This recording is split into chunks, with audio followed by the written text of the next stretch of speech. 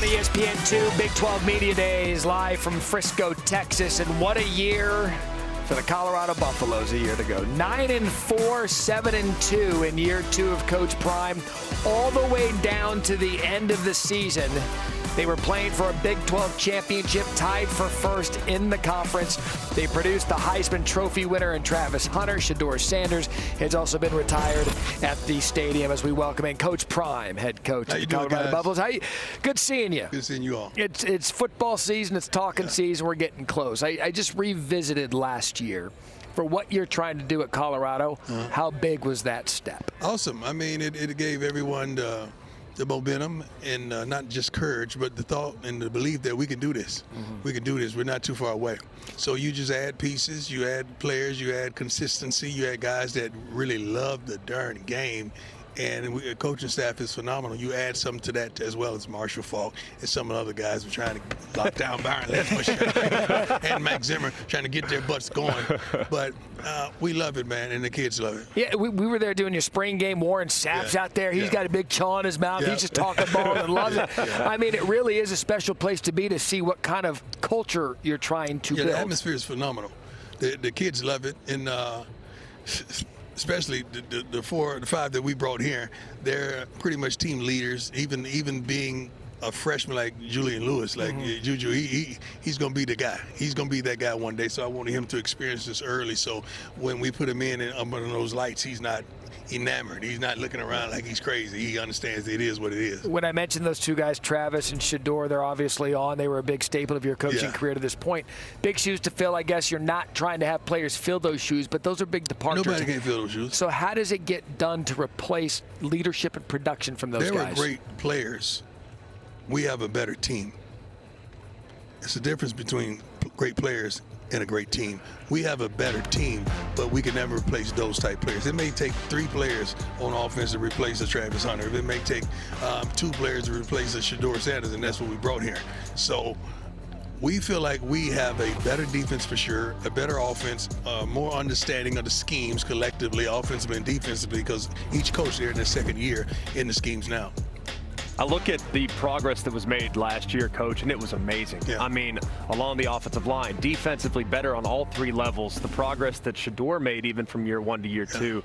How can that sustain that level of excellence and toughness that you guys established in the culture that was created from year 1 to year 2? Well, the thing about the culture is tremendous that you said that, because these guys understand there's a standard. And when you have coaches that have come from that level, you understand anything else is uncivilized. We understand this is the level and this is the standard and it's going to be that. Defensively, man, what we brought in up front on the outside to rush the pass to the linebackers in the secondary is phenomenal. DJ McKinney's here. I think he's on everyone's list right now as one of the dogs coming out of the season. It's going to be special because I'm going to reiterate this. This is the second year they're in Rob Livingston's defense. And Pat Sherman, pretty much his second year, like 2.5. Offensively, with what we brought in, we should be a much fine-tuned running game because some of the linemen are straight killers that we brought in. We brought some dogs. We got to run the football.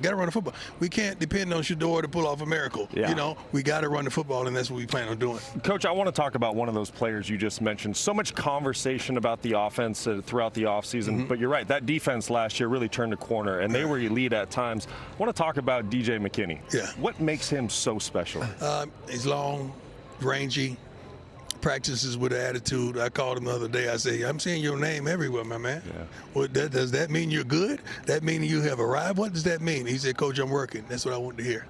So this kid works his butt off to be that guy, and he's seen what that guy looks like. Over on the other side last year, it was that guy. He understands how that guy's practice, how that guy prepares, how that guy treats his body, how that guy makes sure he don't put nothing immune in his body, how that guy understands the game and how he prepares. So he's seen that, and he wants to emulate and imitate that guy. You've had a lot of roster turnover from day 1 to today. You've been honest about it. We talk about it. What does it take when you're telling players, and your coaching staff's telling players that you're going to be a part of our program, here's what it takes. What are you telling them? Smart, tough, fast, disciplined with character. We want guys that are smart, tough, because we're old school. We ain't getting ready to baby you. No, it's okay. We don't do that. We get in your butt. We own it. You know, smart, tough, fast.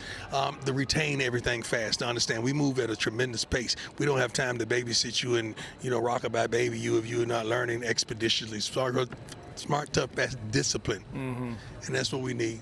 I think we were one of the most penalized teams in the Big 12. I think we were the most penalized team in the Big 12 last season. We can't do that anymore. We got to be disciplined, but that starts off the field. That starts in getting to the cafeteria on time. That starts not missing treatments. That starts with those little things, and we got to be a stickler on those little things, and we have been. You know, when you have a break and they come back after that break, and it's usually a couple guys late, we haven't had that. And we had a strength and conditioning team. We haven't had one pulled hamstring in summer A. Wow. Yeah, or the spring. So we loving it. We're loving how those guys are training. It's old school now. It ain't about, you know, these computers and what they're doing. Man, run. Run these stadiums. Let's run these hundreds. Let's go with these 110s. But every time I listen to you, I really do hear a lot of Bobby Bowden. I hear a lot of, hey, we're going to do what we do. There's a culture of accountability. I'm going to hold you accountable. You would think that you're a player's coach. It feels like you are, but you're the perfect blend of a player's coach, but you're also expecting so much from the guys. How do you balance that message? Well, the thing about it, these guys know I did it. And it's different when you're coaching and they know you were once there. It is different when they know not only you were a coach, but you're also a parent. So you could speak to the parents, you can speak to the coaches, you speak to the kids on a certain level because you wore all three hats. And it's easy to have communication. Like I told a story about Jordan called me about getting his hair braided. I mean, me and my kids on the team, we talk about everything. Well, man, I got nicknames for a plethora of them because I can't remember all their names. It's 105 of them. But I love these kids. I love these young men. And I just don't want them to be professional athletes, man. I want them to be professionals. And that's the thing. But there's accountability. And there's a want, and there's need. I didn't make it to where I made it if I didn't work. And every once in a while, I remind them of how much work was put in to be that type of guy. Coach, I want to talk about Boulder, Colorado. You know, I think for the fans at home who maybe haven't experienced it on game day, I think it's one of the best venues in college football, and especially the way you have it rocking right now. It's unbelievable, man. Explain to them what makes Boulder so special. First of all, the site, you know, in that stadium like a bowl, and you're looking at the mountains and you're seeing the mountains, and it's so darn beautiful, and the temperature is wonderful. The kids, they're rowdy, and around the second quarter they start feeling good. You start smelling some stuff that you know you should be smelling. So the second quarter, like TV time out, but they're living their life, you know, like they want to live it. But Boulder, Colorado is unbelievable. When I called Coach Hart, my linebacker coach, because we've been together from youth on up, and I said, we're going to Colorado when we were in Jackson. He's like, what? I say, we're going to Colorado. That's what God said, we're going to Colorado. And he didn't understand until we got there. Yeah. And once we got there and you see it, and you experience the people and the city and the culture there, it's unbelievable, man. I agree. I love Boulder, Colorado. How different will it be for you this year for the first time in your head coaching career not to have Shedeur right there, Travis, who was like a son to you, Shiloh? How different that going to be for you? You know what? I've thought about it tremendously. I'm going to love it. Sometimes I'm going to sit down and think about it. But now I only have to be a coach. I don't have to be the coach and the dad. Yeah. And you got to understand, when you're the coach and the dad, you trying to make sure you watch the defense, make sure you watch the offense, but you want to watch your kids as well. I don't have to have that dilemma. Now I could just pour into everything I got, you know, into all these young men. Don't think for 1 minute that several of them don't think they're my sons. Like some of them really do feel like I birthed them, like they're my kids, and I love it. But it's going to be easier if you understand what I'm saying, because I don't have to. That parental pull you guys is no are parents, longer there. you know, like you don't have to look after that one. You don't have to look at it no more. Doubt. Like I don't have to look out no more. I want to get you out of here with this one. We just talked about it on the coaches panel, and you were candid about it during your press conference. The Big 12 needs to be nationally recognized as one of the best conferences in the country. You guys get to open up with Georgia Tech in the ACC. You're only as good as your non-conference game. So how pivotal is that for you to begin against an ACC team? It's good, but let's not hang our hat on the first game now. I've seen a lot of teams that not do well in the first week and they get it out of the way. They get the bull junk out of the way, then they roll. But we plan on rolling from the beginning. Like, they're coming to our house, they're coming to our altitude, they're coming to our city. So we like our chances. But they're well coached. They're a good team, fundamentally sound. They're gonna run RPOs. They're gonna do their thing. They're gonna run the football, throw the football as well. We will be prepared. I promise you that, and we will be disciplined. I promise you that. But I look so forward to this season, and I think I'm going to go on record saying whoever wins the Big 12 is probably going to lose 2 games. Yeah. You're probably going to lose 2 games.